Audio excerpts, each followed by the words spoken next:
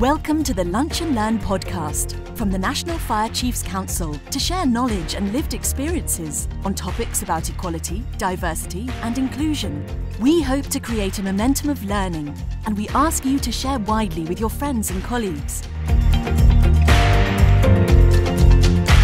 Today, Nikki and Anna from Kent Fire and Rescue Service shared bite-sized techniques to avoid burnout, increasing understanding how practical tools and techniques help our day-to-day life, can contribute to the fire and rescue services meeting the needs of employees and communities.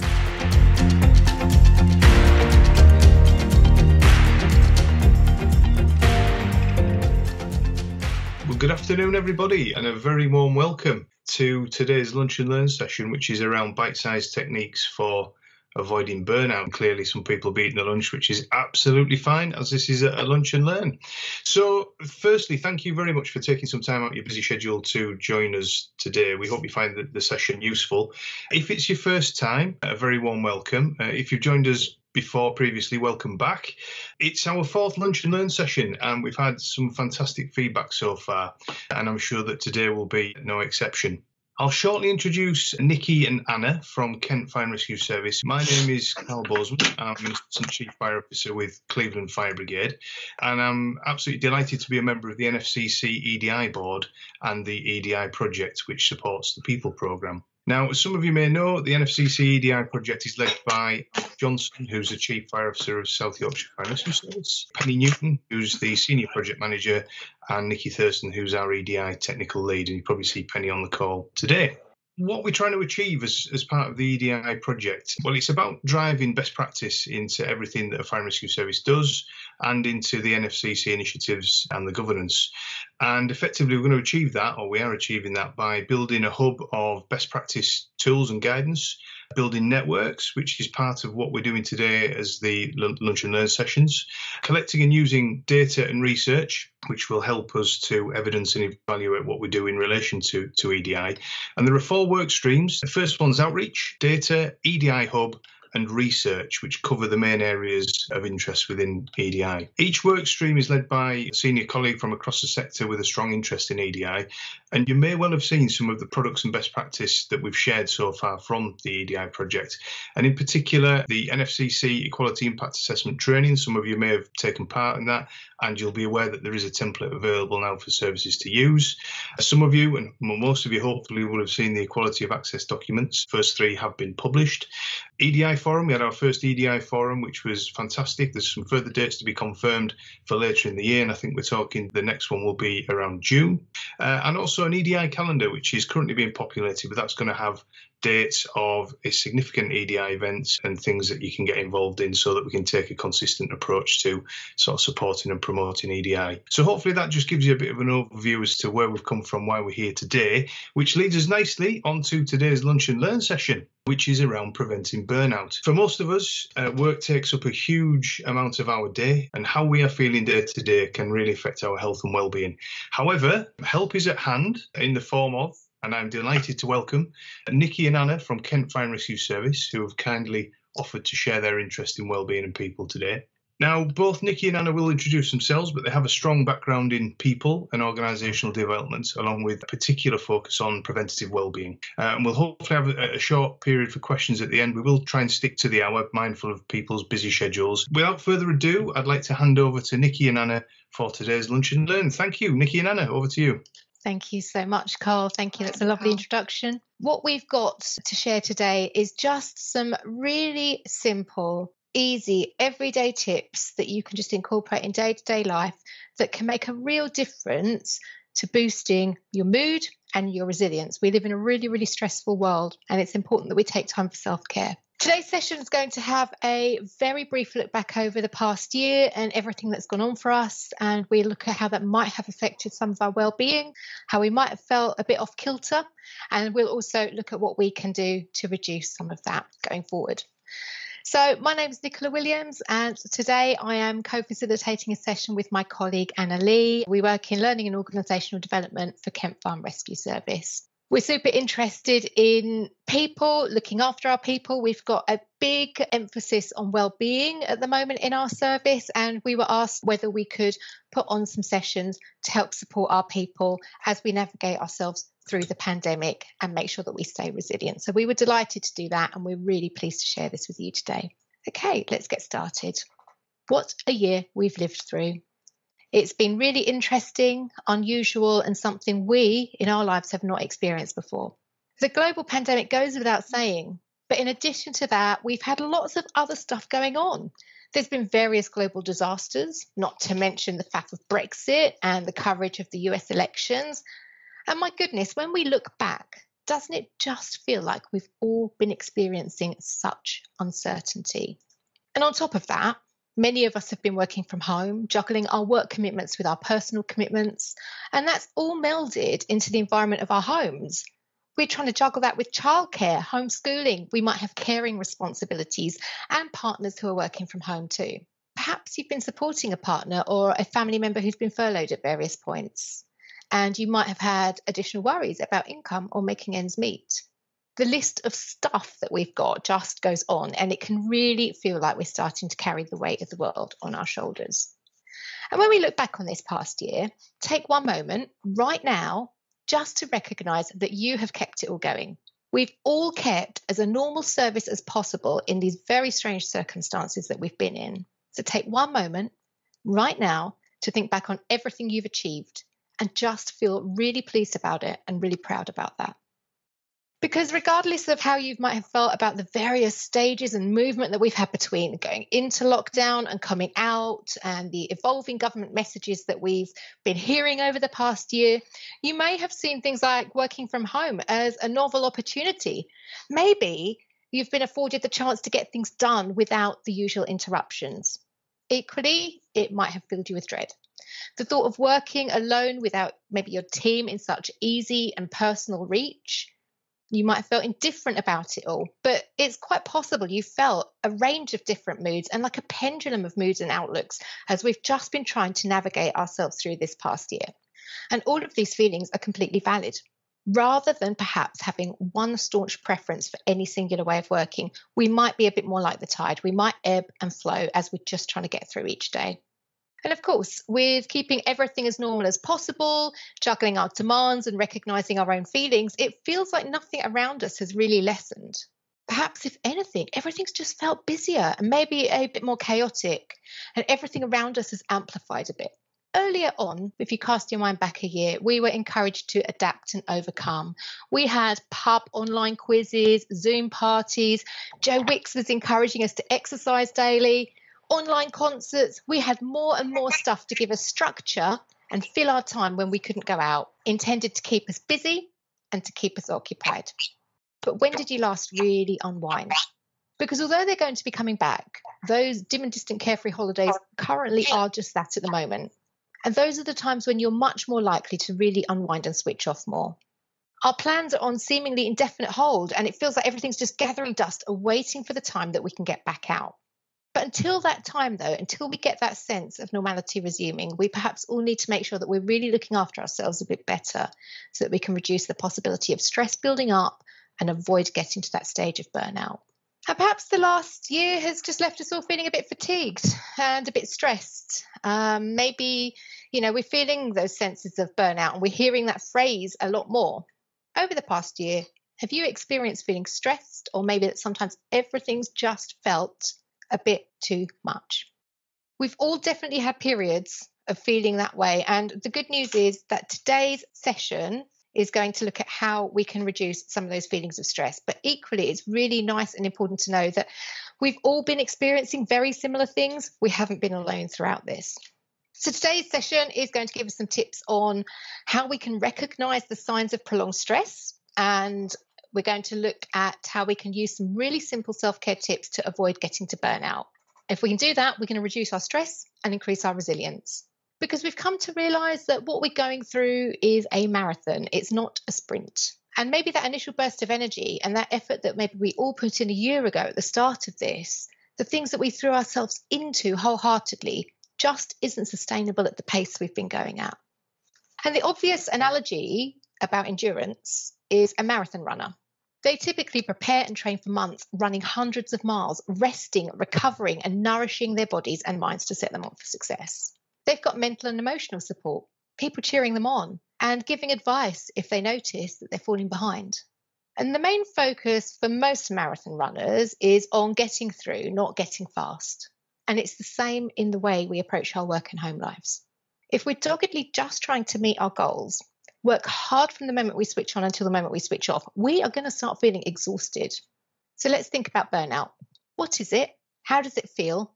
And what are the signs? Exhaustion, yeah. Like you can't face the next thing, absolutely. Emotionally drained and can't sleep. Feeling like you're buried, feeling like your head's exploding, absolutely. Fed up, helpless. These are all quite good characterizations of what burnout actually is.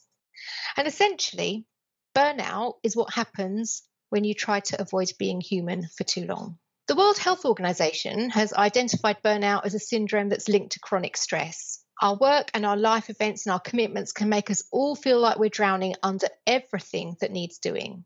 And this chronic stress it's prolonged, it's intense, and it's exhausting. And that can leave us feeling demotivated, emotionally drained, cynical, and depressed.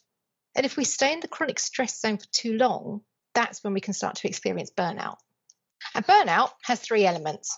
It's feelings of overwhelming mental, physical, and emotional exhaustion, and that's caused by excessive and prolonged stress.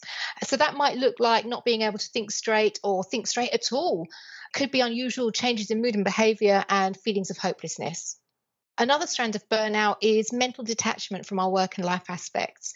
You feel like nothing you do makes a difference or is appreciated. It's a sense of you feeling overwhelmed and finding it hard or impossible to keep personal or work commitments.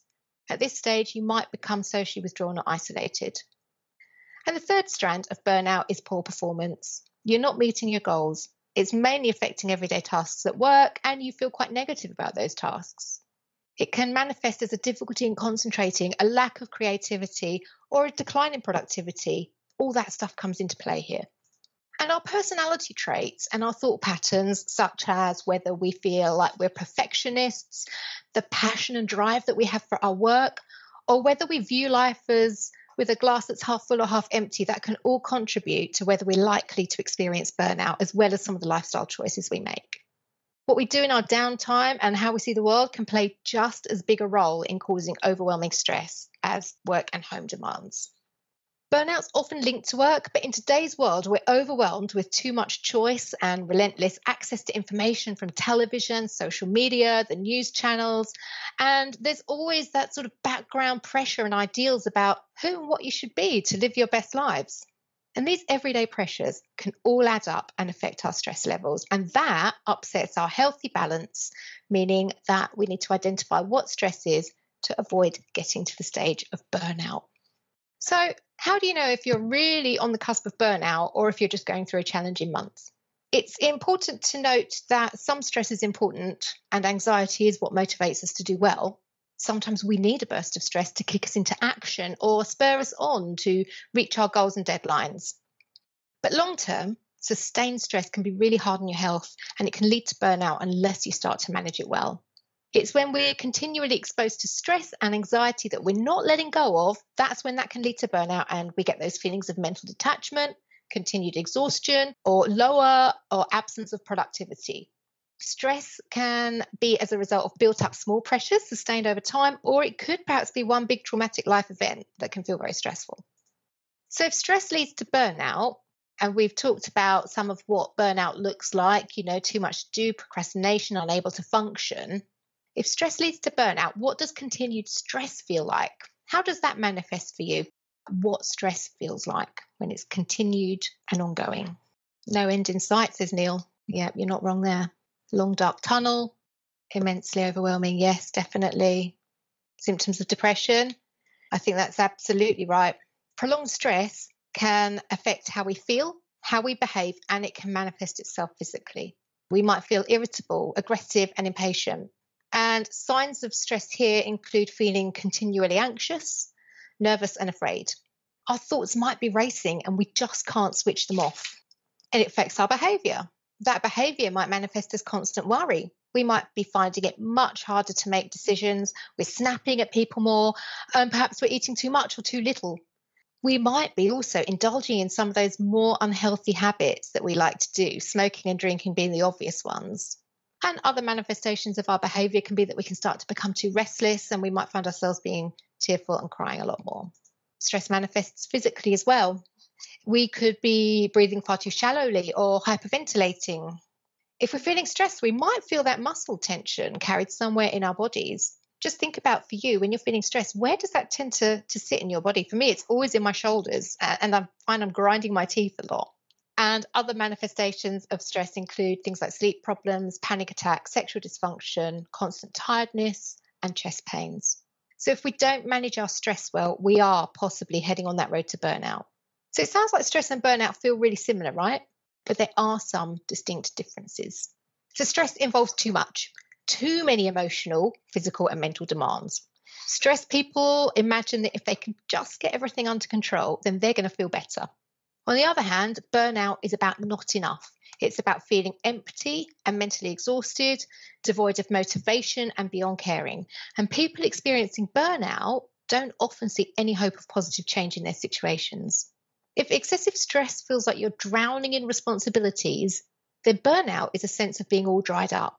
And whilst we might usually be aware of being under a lot of stress, we don't always notice when burnout happens. So we need to take some action before we get to that stage.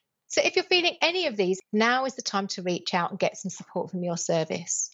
So to help us undo some of this stress, we're going to share 3 top tips with you that you can build really easily into your day. And that just requires conscious small changes in your life that will really help you feel a difference. You have got no massive habit changes here that require lots of conscious thought and effort.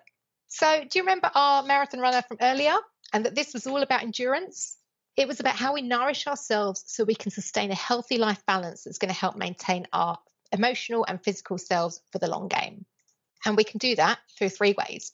And that includes refueling, making sure we re-energize, and we recharge ourselves.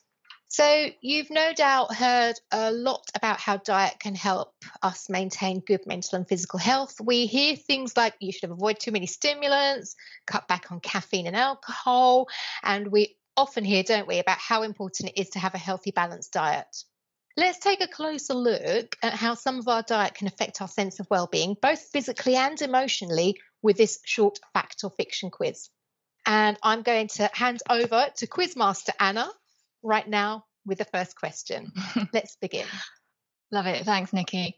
So, number 1, some fats can protect heart and brain health. Fact, or we're getting fact in. Oh, everybody knows their fats.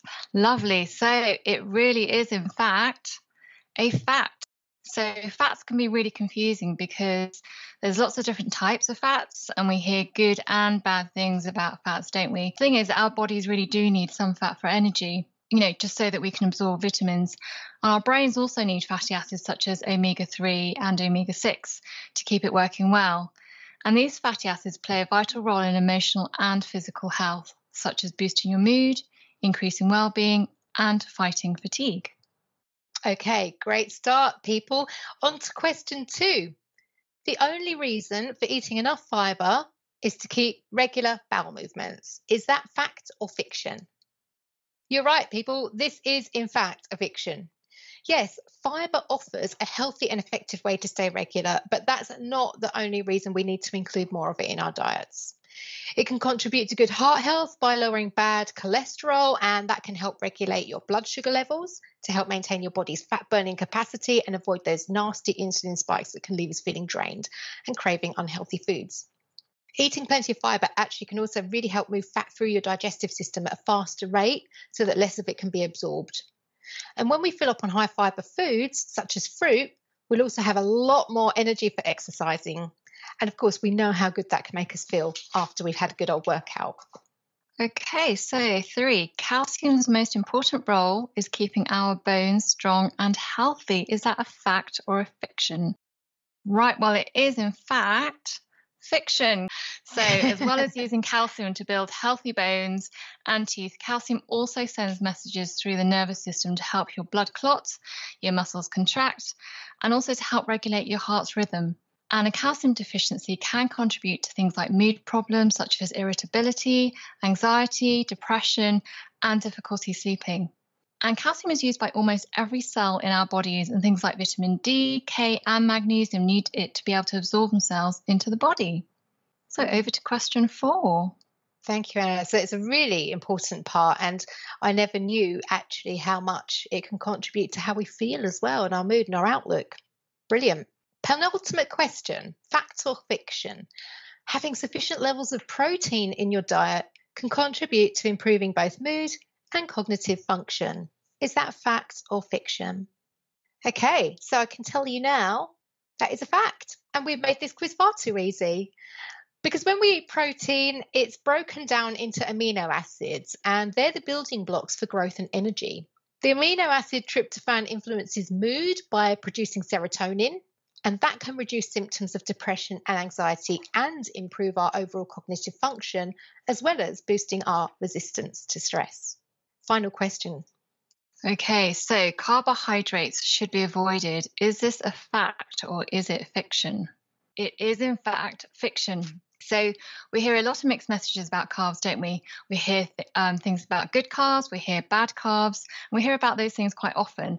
And did you know that our brains use 20% of all our energy to fuel muscles and maintain body temperature? And this is supplied by glucose, which we get from carbs. So to help us keep operating optimally, we need the right type of carbs in our diets to fuel our bodies and to allow us to concentrate and focus. Brilliant. Thank you, everyone, for participating. That's the end of Fact or Fiction. And this quiz really was just for fun, but it highlights how what we eat and drink doesn't just affect our waistline and what goes on inside our bodies. It has a really pivotal part in affecting our mood and our outlook and our resilience for dealing with stress, for avoiding burnout. And like our marathon runners, we need to nourish and support our physical selves to sustain us over the long game. So our next tip for nourishing ourselves is to re-energize. We've all heard the saying that laughter is the best medicine. Well, it really, truly is good for you. When we reflect on the past year, it might not feel like there's been that much to laugh about.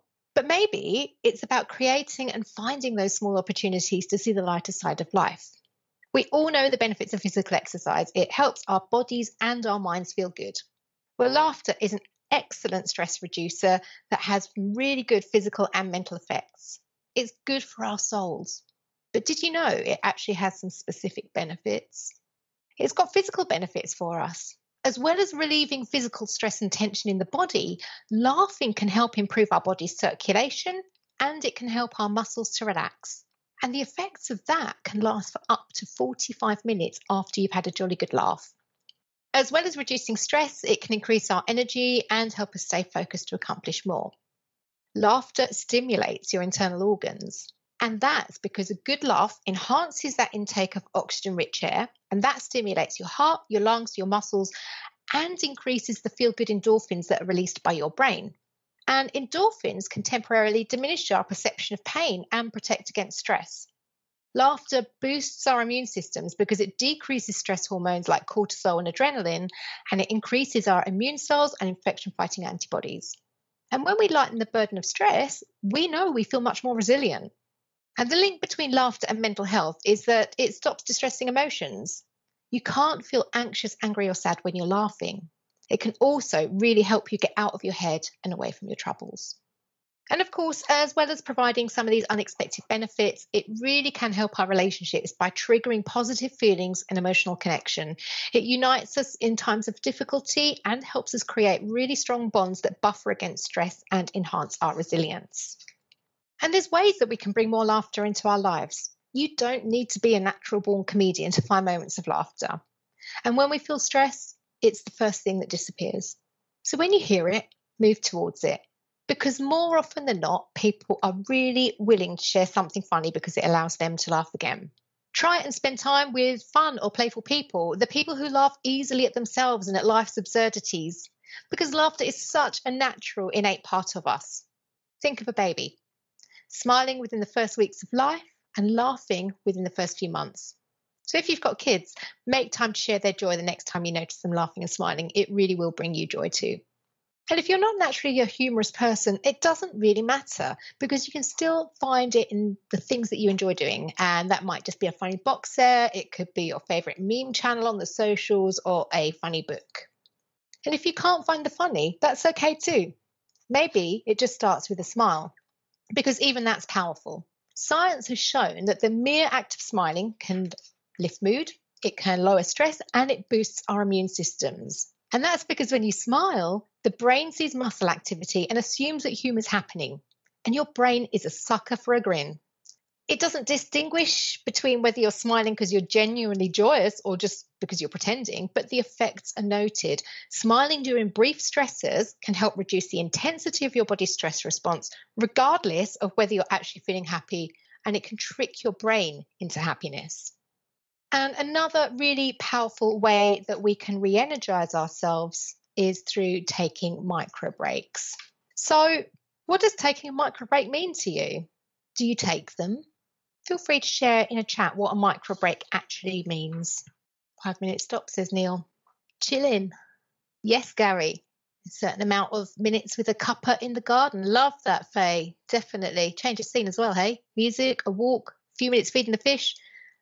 We all know that we need to take regular breaks to keep our energy levels high. It also, making sure we take breaks, means that we don't start traveling down that road towards burnout. And micro breaks are frequent short breaks, like up to 2 minutes, taken throughout the day, and they can be just as beneficial as long breaks. So for a lot of us, sitting in front of our computers, the knowledge work that we do, it can be sedentary and exhausting, both physically and mentally. And hours spent relentlessly in front of the screen or concentrating on one thing really can lead us to getting square eyes and brain drain, and that ruins our productivity. That then, in turn, leads us on to performing poorly on tasks, not because we've stopped paying attention to them, but because we begin to lose our focus and our performance starts to decline. And researchers at the University of Illinois have found that brief diversions from a task can dramatically improve our ability to focus for prolonged periods. And that's where micro breaks come in. We need micro breaks to be able to ease our bodies and reboot our brains. They can improve our ability to concentrate, to reduce workplace stress, and even increase our happiness because they bring a sense of calm. So spending time having that cuppa in the garden or a few minutes feeding the fish will do you wonders. Our thinking then also gets faster because we become much more relaxed. So what do they involve? Well, pretty much anything. The only rule for getting a good micro break in is that they've got to be short.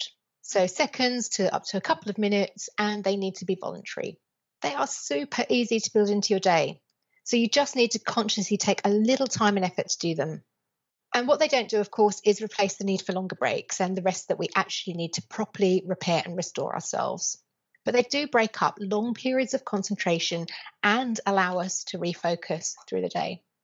So some examples of micro breaks can include these things here you see on the screen. You might be having a stretch. If you're going to do that, roll your shoulders to loosen any tension. Notice how that sensation makes you feel. Where are your knotty areas?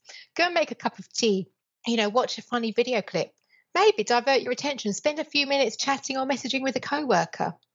Take time to really enjoy and notice your mid-morning snack. It can be as simple as that, as well as building in things like brief mindfulness exercises.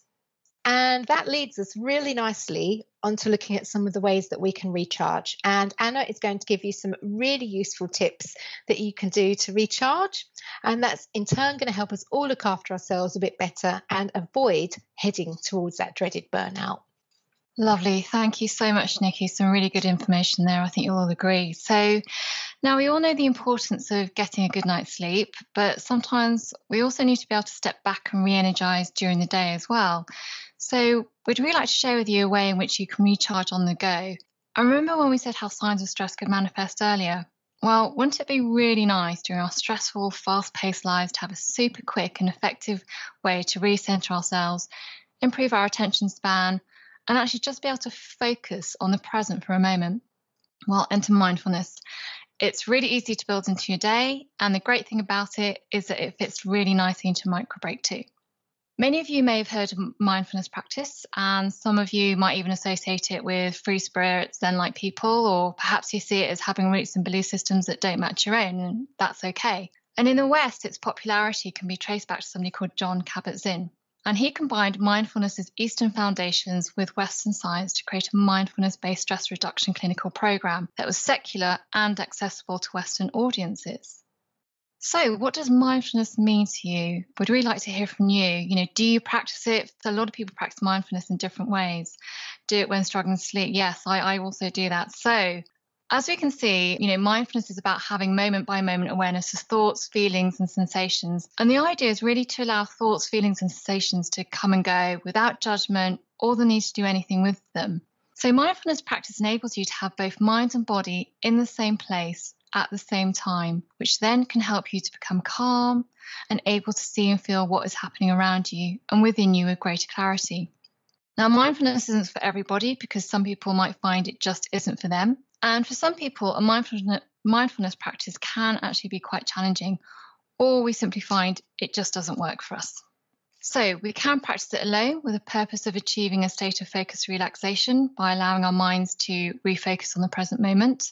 When we dedicate ourselves to practicing mindfulness, it improves our well-being because it makes it easier to savor the pleasures in life as they occur, helping you to become more fully engaged in activities and creating capacity to deal with adverse or difficult events.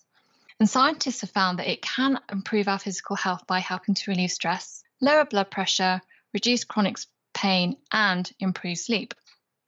Now, some examples of organisations that use mindfulness include people like the US Navy SEALs and the UK Armed Forces, both of whom have placed great emphasis on mindfulness practice. And the British Army have an 8-week mindfulness course, which they've made available to the public.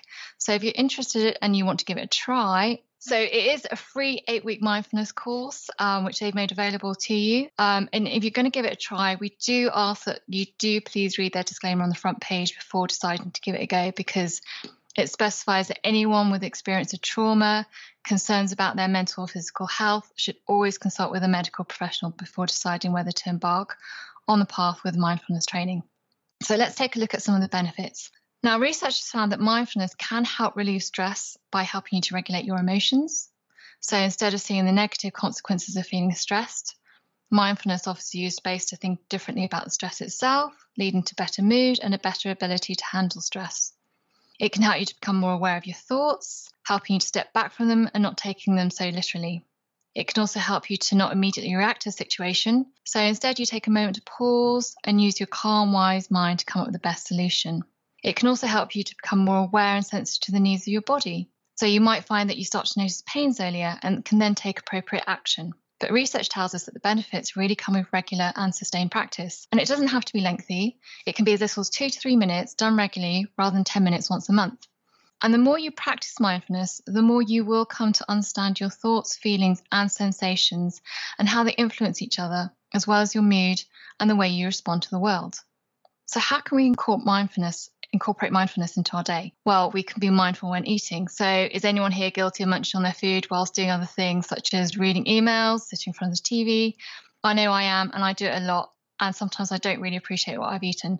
Now, the best way to practice mindful eating is by observing how the food makes you feel, thinking about how it looks, how does it smell, and try chewing more slowly as well. Think about, do you feel satisfied and full? Do you feel happy? Do you feel comforted? Do you feel nourished? Really engage your senses and control the food rather than controlling you. Now, another way is to take a mindful walk. So mindful walking is a form of mindful movement, and you only need to do it 5 to 10 minutes. When you're out walking, try tuning into your environment, the sights and sounds around you, and really pay attention to your body, the lifting and falling of your foot. How does the ground feel beneath your feet? And spending time in nature has been shown to increase endorphins, which improve your mood. And another way is to wash the dishes, and that's right, I'm not joking. I don't particularly enjoy washing the dishes, but joking aside, doing it mindfully might just switch on senses that might not ordinarily come to the party. And research has shown that people who wash dishes mindfully reported a 27% decrease in nervousness and a 25% increase in mental inspiration. So how's that? Next time you find yourself at the kitchen sink washing the dishes, try focusing on the senses, the smell of the washing out liquid, the warmth of the water against your skin, the sights and the sounds. And whatever you do, we just ask that you try to be all there. And I'm now going to hand you over back to Nikki. Thanks, Anna. And I think if ever there's a reason that we should do the dishes, there it probably is. So that's pretty much bringing us towards the end of today's session and the top tips that we've shared. And we hope that you've found some of those quite easy to build into your day, hopefully quite interesting, in how impactful some of these can be. Taking time for our self-care and to notice when we start to feel the burn of stress means we can take action to combat it before things escalate. And that means we're going to start to feel happier, healthier, and much more productive.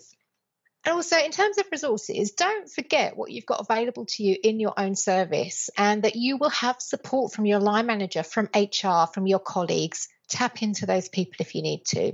There's also lots of information available via the Firefighters Charity, and having a look on their website, you'll see some signposts to some additional resources that can really help support mental well-being. I'd also thoroughly promote the Mind website. I think it's got some really good information for dealing with burnout whilst working from home, as well as some stress management tips.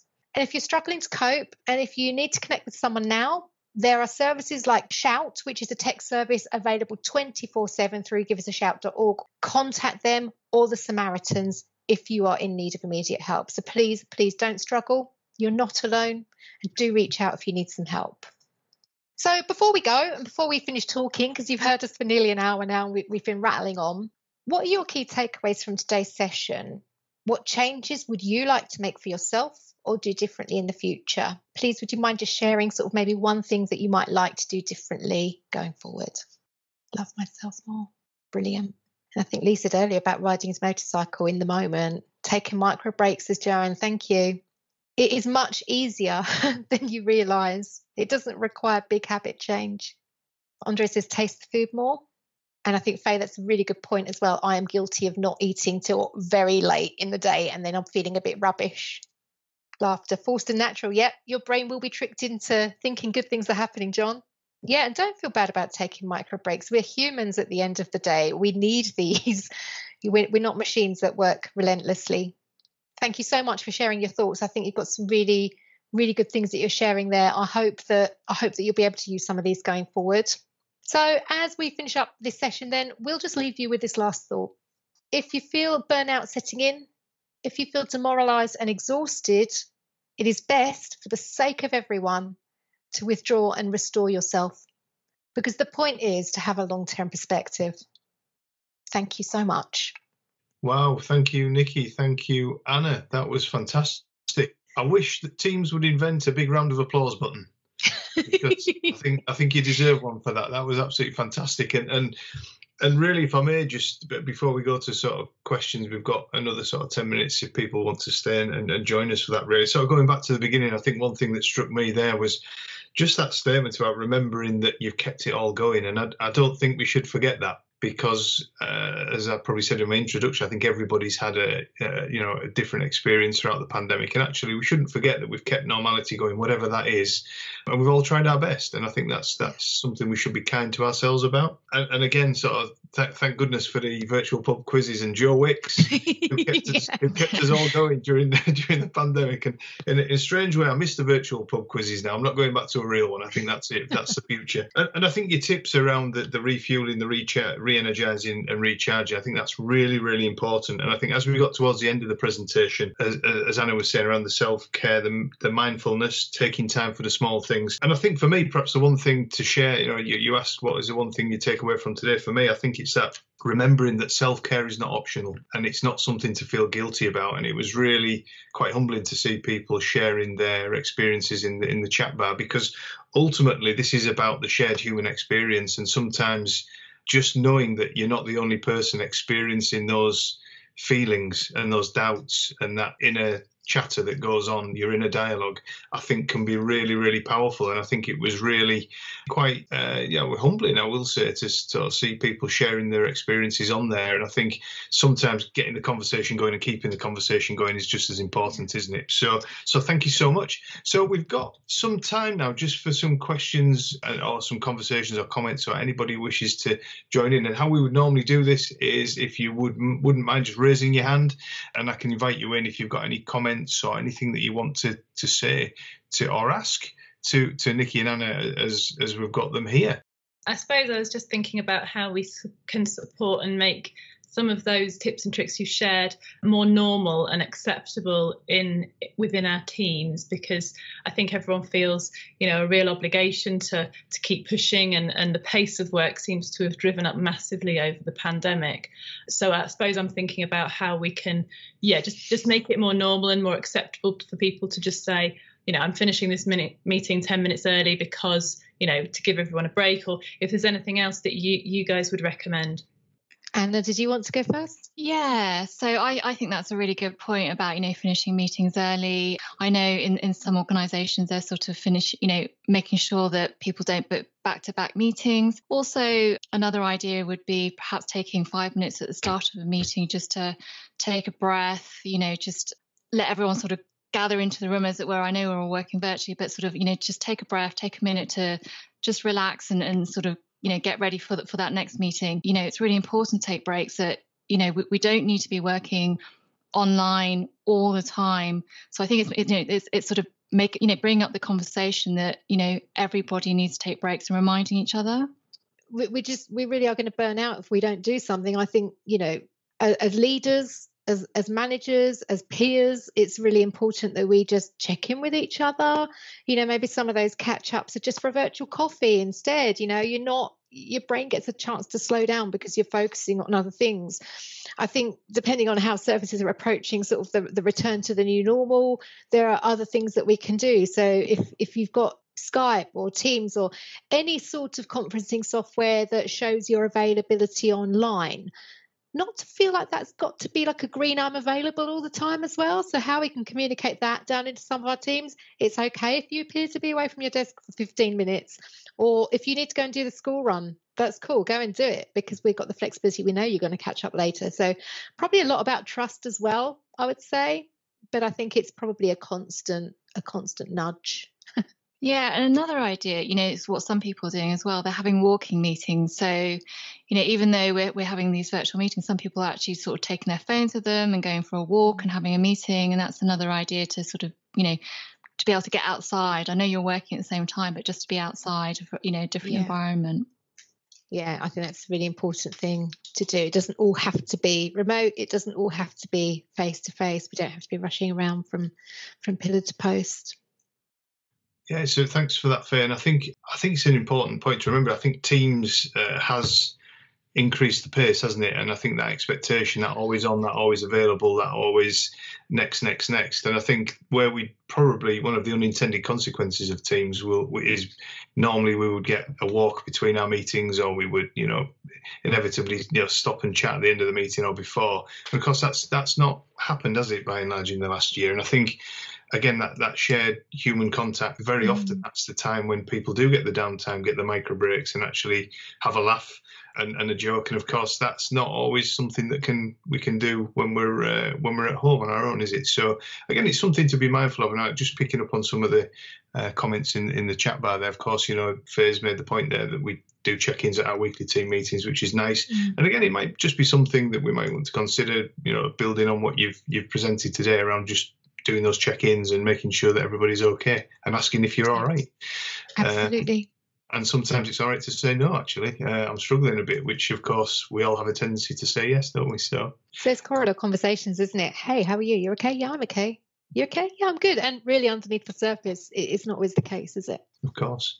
Well, I think there were no further questions unless anybody has anything else that they wish to ask either Nikki or Anna. And I think really just on behalf of the NFCC, the EDI board, I'd just like to thank you both very warmly for your time today. I think it's been a fantastic insight, and I think we've all got something from that. We all recognise things in there in ourselves, and we can take things away and hopefully be better for it. So I really do thank you for that, and thank you for your time.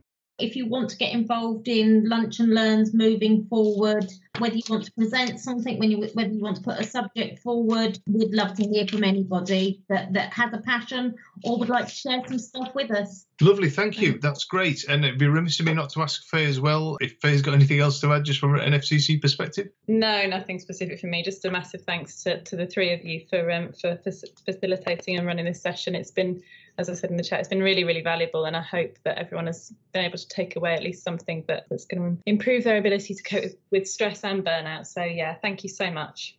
Brilliant, thank you. Thank you. And on that note, we shall bid you a warm goodbye. Thank you very much, everybody, for joining us. It's been lovely to have you along. And thanks again to Nikki and Anna. All the best to you all. Take care. Thank you. Thank you very much. Thank you. Bye-bye. Bye, everyone. Bye. I hope you have found this podcast informative and it has given you insight. All Lunch and Learn sessions are available at www.ukfrs.com.